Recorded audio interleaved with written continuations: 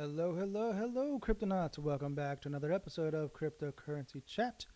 I am your host, Blockchain John, and this is episode 542 for the month of August 16th, 2023. Welcome. All right, with that said, let's go ahead and switch us over to main scene. There we go. Perfect. All right, look, got a new setup here. It's a temporary setup. What do you think? Looks pretty good, huh? All right. Want to make sure that the audio is running good.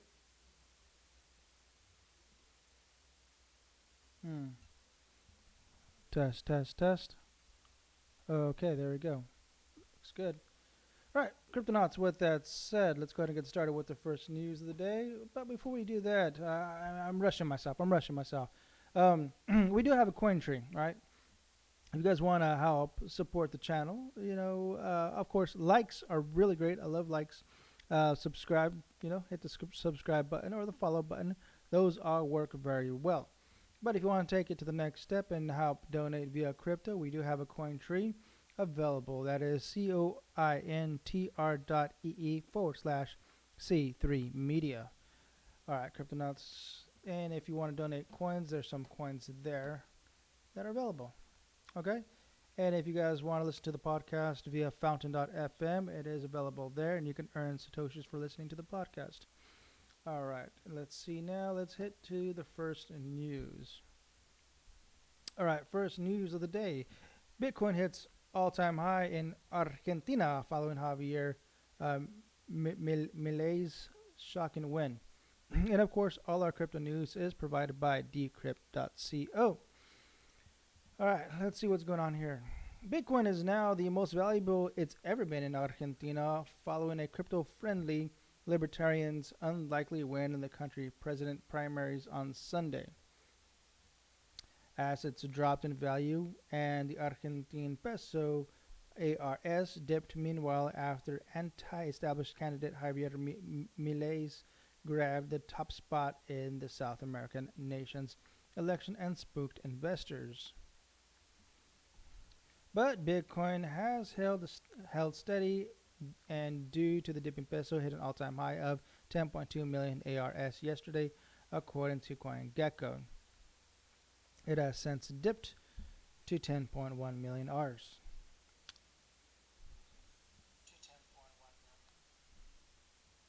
The all-time national high comes at a time when the country is suffering from one of the world's highest levels of inflation and the peso is rapidly losing value. Digital assets, which are popular in the country, though, according to Chainalysis, which last year ranked Argentina as having the 10th highest rate of cryptocurrency adoption anywhere in the world. Milei is a 52-year-old shaggy-haired economist with a penchant for rock music and leather jackets. He also has called central banks a scam and sung Bitcoin's praises for its finite time. Bitcoin is the natural reaction against the scams that are central banks, he said last year. Mainstream media outlets described him as a far-right populist, but Argentinians are clearly giving him a chance because the country's economy is in disarray. According to the central bank, annual inflation in Argentina currently stands at 113%. That's the highest in the region. After Venezuela and rising prices in Latin America.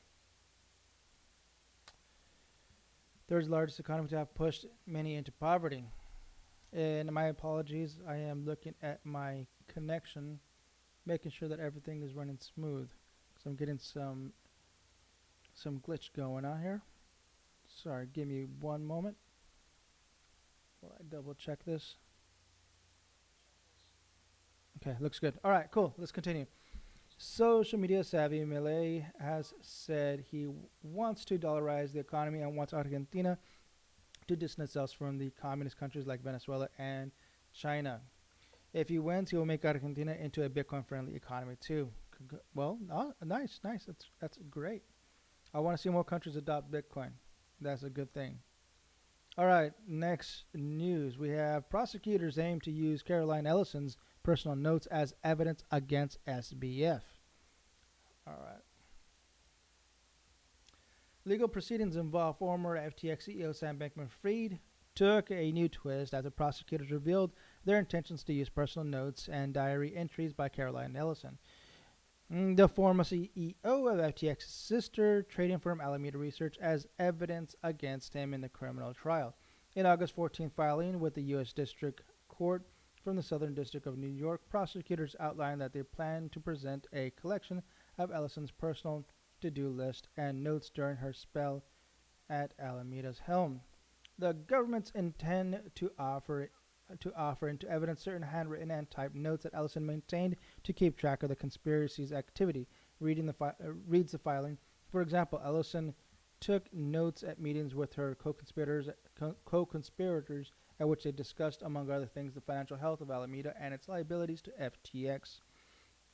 The prosecutors pointed specifically to a list titled Things Sam is Freaking Out About, which summarizes conversations between Bankman-Fried and Ellison regarding various aspects of SBF's business concerns, including fundraising activities, trading hedges, as well as negative press surrounding the connection between Alameda and FTX.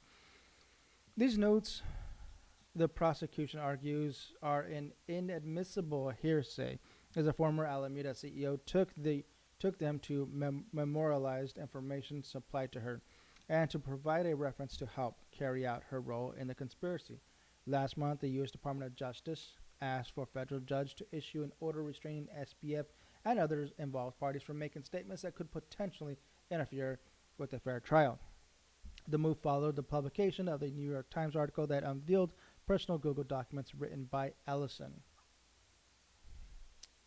At the Bell hearing last week, Judge Kaplan, however, decided that a gag order preventing SBF from talking to the media would be insufficient, sending the disgraced crypto mogul to jail.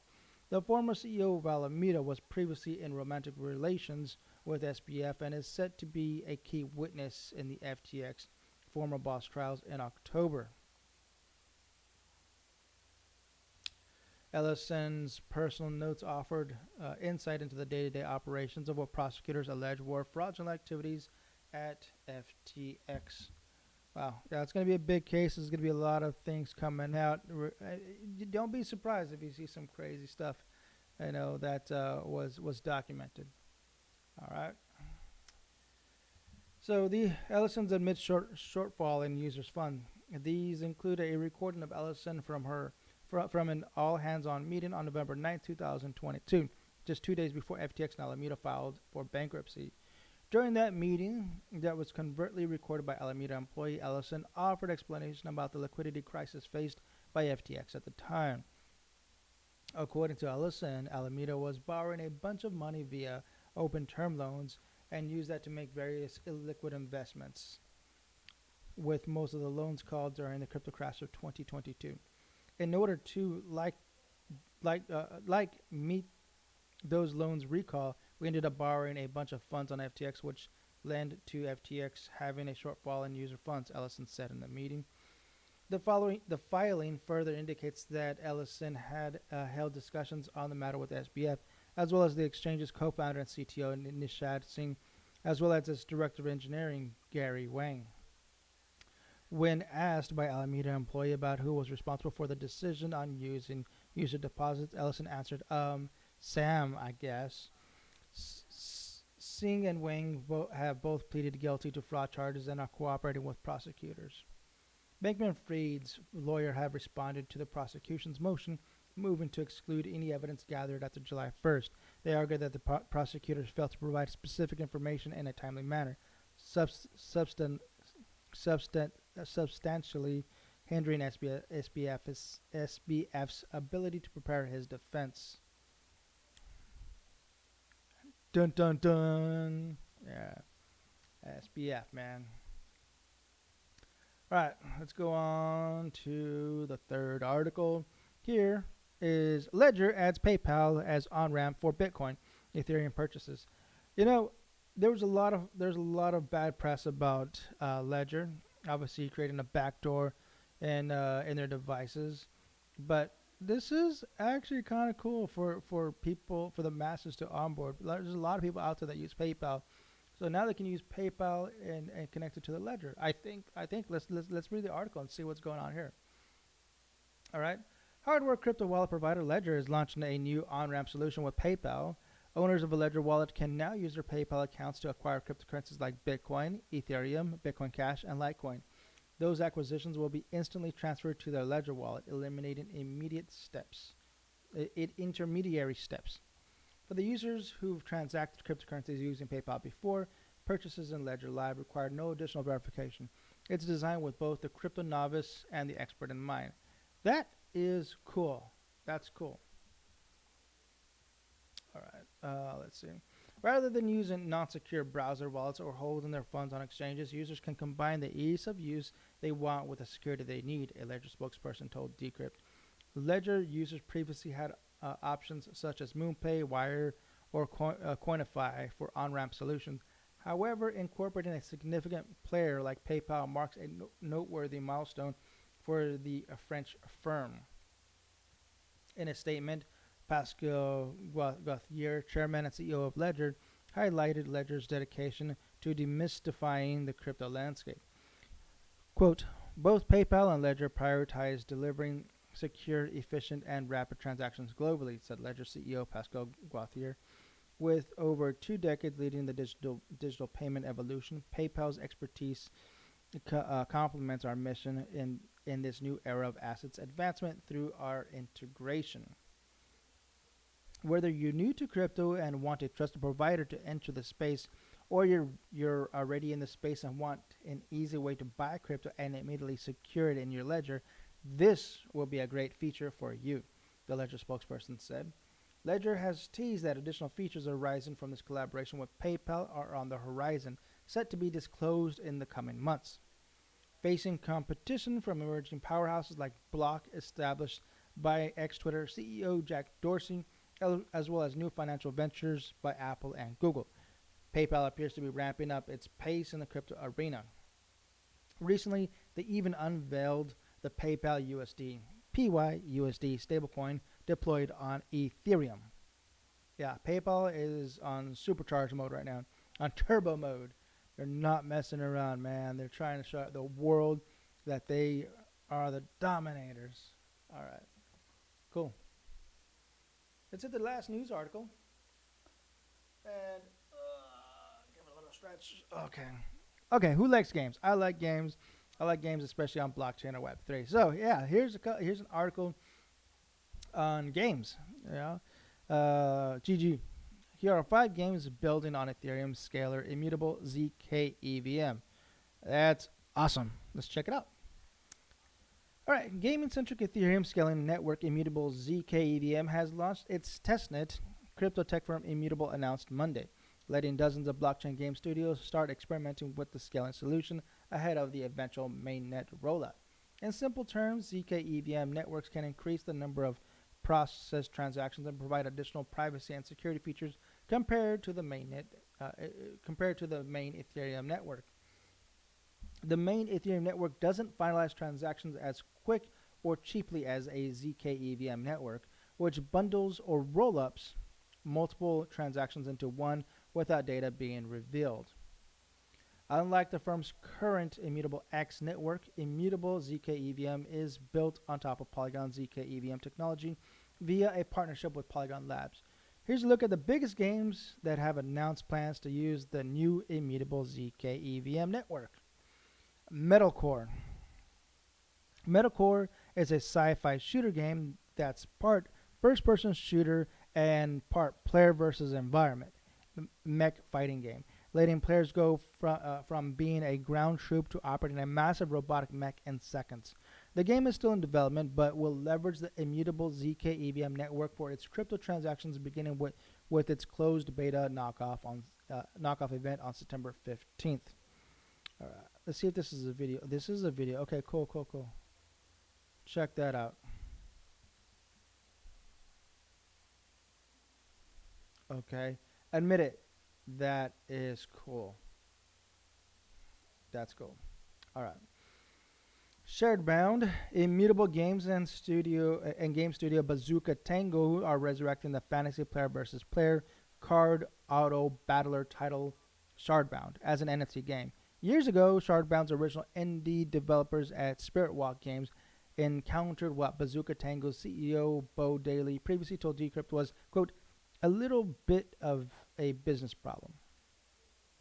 In March 2023, Immutable and Bazooka Tango announced that Shardbound would be brought back to life as a blockchain game, adding NFTs to an experience in which gamers use cards to strategically place characters on the map with hexagonal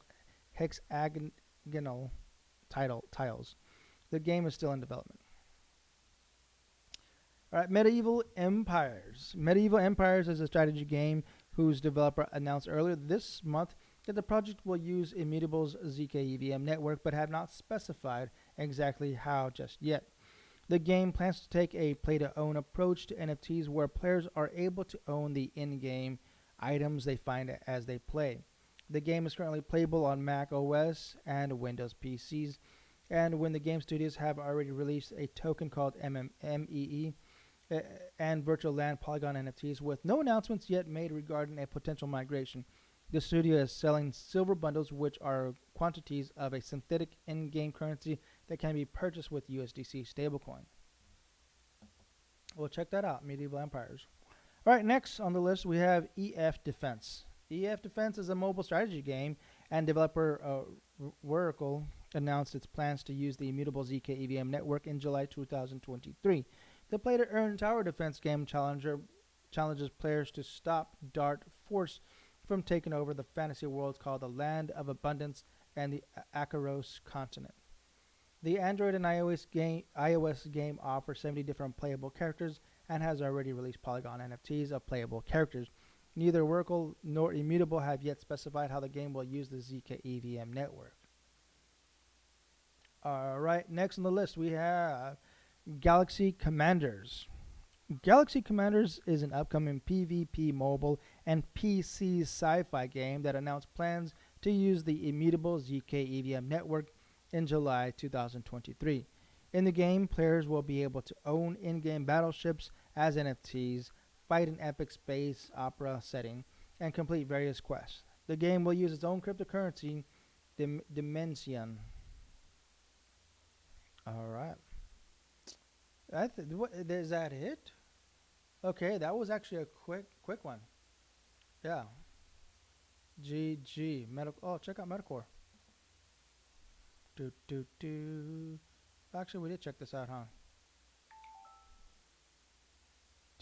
Let's check it out some more. Okay.